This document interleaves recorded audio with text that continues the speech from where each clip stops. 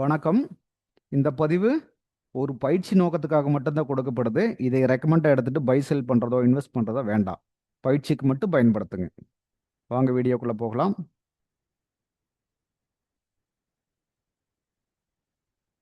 இது நம்மளுடைய YouTube channel. இதில் ஒவ்வொரு நாளும் அப்டேட் கொடுத்துட்டே இருக்கிறேன். கொஞ்சம் ஃபாலோ பண்ணுங்க. இதில் டெய்லி என்ன நடந்தது, ஸ்டாக்ஸில் என்ன நடந்தது, நிஃப்டியில் என்ன நடந்தது, கோல்டில் என்ன நடந்தது கண்டினியூவாக கொடுத்துட்ருக்கேன். இதை ஃபாலோ பண்ணுங்க. கோல்டு எக்ஸ்ஐ யூஎஸ்டி தான் பெரும்பாலும் சொல்லிட்டு இருப்பேன். அதை பற்றி யோசனை பண்ண வேண்டாம். என்ன கேட்டிங்கன்னா, எக்ஸ்ஐ யூஎஸ்டி எப்படி மூவ் ஆகுதோ அதே மாதிரி தான் நம்மளுடைய கோல்டும் எம்சிஎக்ஸ் கோல்டும் மூவ் ஆகும். அதை கொஞ்சம் பாருங்க. அதுக்கடுத்து பார்த்தீங்கன்னா, இங்கே கீழே புதியவர்களுக்காகன்னு கொடுத்துருப்பேன். இந்த லிஸ்ட்டை ஃபாலோ பண்ணுங்க. புதுசாக பார்க்குறவங்க அப்படிங்கிறவங்க இந்த லிஸ்ட்டை ஃபாலோ பண்ணுங்க. வரிசைப்படி கொடுத்துருப்பேன். கரெக்டாக பாருங்க. இப்படியே ஃபாலோ பண்ணிங்கன்னா போதுமானது. இதில் உங்களுக்கு பயிற்சி எடுத்தீங்கன்னாவே ஓரளவுக்கு நல்லா தேறிடலாம். அதை பாருங்க. ஆனால் பயிற்சி தான் முக்கியம். பயிற்சி பண்ணுற அளவுக்கு இது கை கொடுக்கும். அதை தெரிஞ்சுக்குங்க. நீங்கள் பயிற்சி இல்லைன்னா நம்மளால இதில் ஜெயிக்க முடியாது. எந்த அளவுக்கு பயிற்சி எடுக்கிறோமோ அந்த அளவுக்கு நம்மளுக்கு சப்போர்ட் பண்ணும். அதனால் பாருங்க, பயிற்சி எடுங்க. நல்லா பயிற்சி எடுங்க. என்ன நான் வீடியோ சொல்கிறேனோ அதை அப்படியே பயிற்சி பண்ணி பாருங்க. பார்த்துட்டு ஒவ்வொரு வீடியோவை பாருங்க. இது அதாவது கோர் கான்செப்ட் நம்மளுக்கு சப்போர்ட் ரெசிஸ்டன்ஸு, ட்ரெண்ட் லைன் இதுகளெல்லாம் வச்சு தான் சொல்லிட்டு இருக்கோம். அப்போ பார்த்தீங்கன்னா, ஃபர்ஸ்ட் இந்த புதியவர்கள் இதை பாருங்க. ஆல்ரெடி இந்த மார்க்கெட்டில் இருக்கிறவங்க இதை தவறாமல் பார்க்க வேண்டியவன் இருக்கு இல்லைங்களா? இதை பாருங்க. இதில் ஒரு 4, 5, 6 வீடியோ இருக்குது. இது ஒவ்வொன்றா பாருங்கள். பார்த்துட்டிங்கனாவே அப்புறம் அப்டேட் ஒவ்வொன்றா பாருங்கள். உங்களுக்கு ஒரு ஐடியா கிடைக்கும். இந்த பழக்கம் மட்டும்தான் நம்ம இதில் ஒரு சக்ஸஸ் பண்ண முடியும். இதுலேயே பார்த்தீங்கன்னா, உங்களுக்கு இங்கே பாருங்கள், டெலகிராம் லிங்க் கொடுத்துருக்கேன். டெலகிராம் லிங்க் ஜாயின் பண்ணிட்டீங்கன்னா உங்களுக்கு டெய்லி காலையில் மார்க்கெட் ஓப்பன் ஆன டைம்லேருந்து அப்டேட் கொடுத்துட்டே தான் இருப்பேன். ஃபாலோ பண்ணிக்கங்க. இதுவும் உங்களுக்கு ட்ரேடிங்க்கு யூஸ்ஃபுல்லாக இருக்கும். மார்க்கெட் ஓப்பன் ஆன டைம்லேருந்தே அப்டேட் கொடுத்துட்ருப்பேன். பாருங்கள். வாங்க வீடியோக்குள்ளே போகலாம். இன்னைக்கு ரிலையன்ஸு என்ன நடந்தது, ஹெச்டிஎஃப்சி பேங்க் என்ன நடந்தது, இதுதான் நம்ம பார்க்க வேண்டிய கான்செப்டாக இருக்குது இன்னைக்கு ஸ்டாக்ஸில். இந்த இதை ரெகுலராக பார்த்துட்டு இருக்கோம் நாமோ, அது இன்னைக்கு மறுபடியும் பார்க்குறோம். இன்னைக்கு என்ன நடந்திருக்குது அப்படிங்கிறத பார்க்குறோம். இப்போ பார்த்தீங்கன்னா 1 ஹவரில் மார்க்கெட் இங்கே ஸ்டார்ட் ஆகிருக்குது. அதாவது நேற்று இது ஒரு சப்போர்ட் ஏரியாவும் இது ரெசிஸ்டன்ஸாகவும் கொடுத்துருப்போம். இது இன்டர்மீடியேட்டாக இருக்கக்கூடிய சப்போர்ட்டாக கொடுத்துருப்போம். அங்கே தான் நேற்று மார்க்கெட் முடிஞ்சிருக்குது. அந்த இடத்தையும் கொடுத்துருக்கோம். அப்போ இன்னைக்கு மார்க்கெட் என்ன நினைக்கிறான், இங்கே ஓப்பன் ஆகணும்னு. இது ஆல்ரெடி இந்த நேற்று வீடியோவில் பார்த்தீங்கன்னாவே இதெல்லாம் தெரியும். ட்ராக் பண்ணி இப்போ இதுவும் இருக்கும், இந்த ட்ராக்கிலும் இருக்கும். சரிங்களா?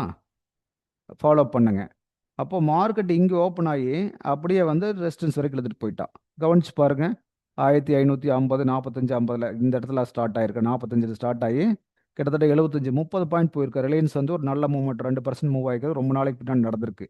பார்த்தீங்கன்னா ஒவ்வொரு நாள் இவ்வளோ மூவ்மெண்ட் எங்கேயுமே இருக்காது. செக் பண்ணி பாருங்கள். இது ஒரு நாள், இந்த ஒரு நாள்னு பார்த்தீங்கன்னா சின்ன சின்ன மூவ்மெண்ட் தான் கொடுத்துருப்பான். இது இந்த மாதிரி ஒரு பிக் மூவ்மெண்ட் கொடுத்துருக்கா. அதனால நிஃப்டின்னு தூக்கிட்டா. ஏன்னா நிஃப்டியில் வெயிட்டேஜ் ஸ்டாக் ரிலையன்ஸ் தான். நல்லா தூக்கிட்டு போயிட்டா. ரிலையன்ஸ், ஹெச்டிஎஃப்சி பேங்க் தான் வெயிட்டேஜ் ஸ்டாக். அப்போ அதுலேயே தூக்கிட்டு போயிருக்கா. அப்போ கரெக்டாக இங்கேருந்து போனோம். இப்போ எது வரைக்கும் போவோம் அப்படின்னு பார்த்தோம்னா இந்த இடம் தான் ஒரு ரெசிஸ்டன்ஸ் ஏரியா தான். இங்கே பாருங்கள், ஆல்ரெடி இந்த இடத்துல தான் மார்க்கெட் ரிஜெக்ட் ஆயிருக்கான். அதே இடத்துல இன்னைக்கு நின்றுருக்கா. இங்கே அதுக்கு முன்னாடி மேலே போகும்போது இங்கே ஒரு ரெசிஸ்டன்ஸ் இருந்திருக்கான். பட் அதையெல்லாம் கண்டுக்காம மேலே பறந்துட்டா மார்க்கெட்டு. இதை 5 மினிட்ஸில் பார்ப்போம்.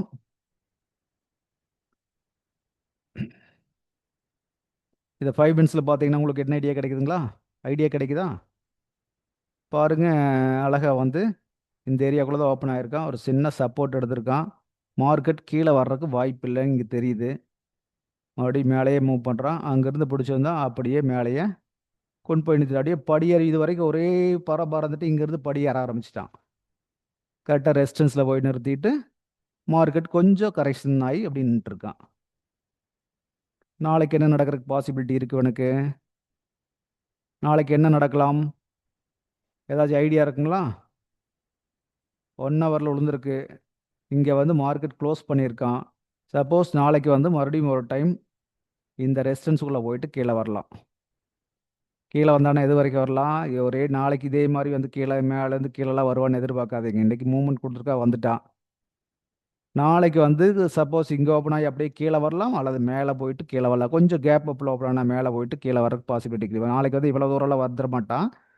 ஒரு கட்டத்தில் நிற்கிறதுக்கு வாய்ப்பு இருக்குது. சப்போஸ் நான் நல்லா புல்லிஷ் மார்க்கெட் ஏதாச்சும் நியூஸஸ் இருந்து அப்படி போச்சுன்னா மேலே இந்த ரேஞ்சை உடைச்சிட்டு மேலே அப்படியே போகிற பாசிபிளி இருக்குது. ஏன்னா இது லைஃப் டைம் ஐ அப்படிங்கிறத ஒன்று பார்க்கணும். நம்ம அதை பிரேக் பண்ணோன்னா ஒரு நல்ல மூவ்மெண்ட் கொடுக்குறக்கு வாய்ப்பு இருக்குது. பார்ப்போம் என்ன பண்ணுறோன்னு நாளைக்கு பார்ப்போம். அடுத்து ஹெச்டிஎஃப்சி பேங்க் பார்ப்போங்க. ஹெச்டிஎஃப்சி பேங்க் 1 ஹவர் இது என்ன நடந்திருக்கான்னு பார்த்தீங்களா? ஆல்ரெடி இதுதான் ஒரு நம்ம லெவலாக வச்சுருந்தோம். அவன் என்ன பண்ணியிருக்கான், அப்படியே வந்து காலையில் ஓப்பன் ஆன பிளேஸ் இந்த கேண்டில், இந்த பிளாக் கேண்டில், அதுதான் காலையில் ஓப்பன் பிளேஸ். எங்கே ஓப்பன் ஆயிருக்கா, இங்கே ஓப்பன் ஆயிருக்கான். மேலே ஓப்பன் ஆனவன் ஆல்ரெடி நாம் ஒரு சப்போர்ட் லைன் வரைஞ்சி வச்சுருக்கோம். அந்த சப்போர்ட்டுக்கு வந்துட்டு அப்புறம் அப்படியே மேலே போன ரெசிஸ்டன்ஸ் போயிட்டு அங்கேருந்து கீழே திரும்பி வந்துட்டு இங்கே போய் நின்றுருக்கான். எங்கேங்க இதை தாண்டி என்னங்க நடக்குது? சப்போர்ட் ரெசிஸ்டன்ஸ் தாண்டி மார்க்கெட்டில் என்னங்க நடக்குது? இதுதான் நடந்துட்டு இருக்குது. மாற்றி மாற்றி இங்கேருந்து கீழேருந்து மேலே போகிறது, மேலேருந்து கீழே வர்றது, இதுதான் நடந்துட்டு இருக்குது. இதுக்கு நம்ம போட்டு வச்சுக்கிற ரெசிஸ்டன்ஸ் வந்து மேலே ஒரு ரெசிஸ்டன்ஸ் ஆல்ரெடி போட்டு வச்சுருந்தோம். இது 1 ஹவரில் ஏற்கனவே போட்டு வச்சிருக்கக்கூடிய ரெசிஸ்டன்ஸு. இது வந்து ஒரு சப்போர்ட் போட்டு வச்சுருந்தோம். இது வந்து இன்டர்மீடியேட்டாக ஒரு சப்போர்ட் போட்டிருந்தோம். ஏன்னா நேற்று வந்து இது வரைக்கும் வந்துட்டு மேலே திரும்பி போனான். மேலே போயிட்டு மறுபடியும் இங்கே வந்து க்ளோஸ் ஆயிருந்தா நேற்று. இங்கே க்ளோஸ் ஆயிருந்தா அப்படிங்கும்போது ரெசிஸ்டன்ஸ்க்கு நியர்பை போய் க்ளோஸ் ஆயிருந்தா. இன்னைக்கு என்ன பண்ணிட்டான், இங்கே வந்துட்டு சப்போர்ட் இந்த லைன், இந்த சப்போர்ட் எடுத்துட்டு மறுபடியும் மேலே போய் ரெசிஸ்டன்ஸுக்கு போயிட்டா. நேற்று வந்து இது வரைக்கும் வந்திருக்கிற, அதனால தான் வந்து நம்ம இன்னொரு லைன் வந்து இங்கே போட்டிருந்தோம். இது ஒரு சப்போர்ட்டாக போட்டிருந்தோம். அப்போ இன்னைக்கு ஓப்பன் ஆனதே வந்து இங்கே ஓப்பன் ஆனதுனால இந்த சப்போர்ட் நம்மளுக்கு தேவைப்படலை. இங்கே போட்ட சப்போர்ட் நம்மளுக்கு தேவைப்படலை. மார்க்கெட் அங்கே போயிட்டு ஆட்டோமேட்டிக்காக கீழே வந்துட்டான். புரிஞ்சுதுங்களா? மார்க்கெட்டில் இதுதான் நடந்துட்டு இருக்கு. 5 மினிட்ஸில் பார்ப்போம் என்ன நடந்திருக்குன்னு. இது கொஞ்சம் கிளாரிட்டியாக இருக்குது. 1 மினிட்டை விட 5 மினிட்ஸ் நல்லாயிருக்கும். அதை பார்த்து இப்படி தான் பார்த்து பழகணும். 5 மினிட்ஸில் பாருங்கள், அழகாக வந்து மார்க்கெட் 31 தேதி இங்கே ஓப்பன் ஆகி மேலே போயிட்டு அப்படியே வந்து கீழே வந்தவ ஏற்கனவே நம்ம போட்டு வச்சுருக்கிற சப்போர்ட் ஏரியாக்குள்ளே வந்து போட்டு மறுபடி இங்கிருந்து போனால் ஒரே மூவாக ரெசிஸ்டன்ஸுக்குள்ளே போனவே அதை தாண்டி மேலே போக முடியல. அங்கேருந்து வந்து அப்படியே கீழே வந்துட்டு இங்கே வந்து க்ளோஸ் பண்ணியிருக்கான். பாருங்கள், மார்க்கெட்டில் இதுதான் நடக்குது. இங்கிருந்து எவ்வளோ தூரம் போனோனோ அது 50% கீழே வந்துட்டான், 50-60% கீழே வந்துட்டான். அப்போ இந்த ரெசிஸ்டன்ஸுக்குள்ள ஏரியாக்குள்ளே போனால் அவ்வளோ ஒரு ரியாக்ட் பண்ணுறாங்க. அதே மாதிரி சப்போர்ட் ஏரியாக்குள்ளே வந்தாலும் ரியாக்ட். இதையெல்லாம் கவனிக்கணும். இதை தான் நான் ஒவ்வொரு வீடியோவில் சொல்லிகிட்டே இருக்கேன், மாற்றி மாற்றி சொல்லிகிட்டு இருக்கேன். ஃபாலோ பண்ணுங்கள். ஃபாலோ பண்ண உங்களுக்கு ஐடியா கிடைக்கும். சரிங்களா? இந்த பதிவு உங்களுக்கு பிடிச்சதுன்னா சப்ஸ்கிரைப் பண்ணுங்கள், லைக் பண்ணுங்கள், கமெண்ட் பண்ணுங்கள், ஃப்ரெண்ட்ஸுக்கு ரெஃபர் பண்ணுங்கள்.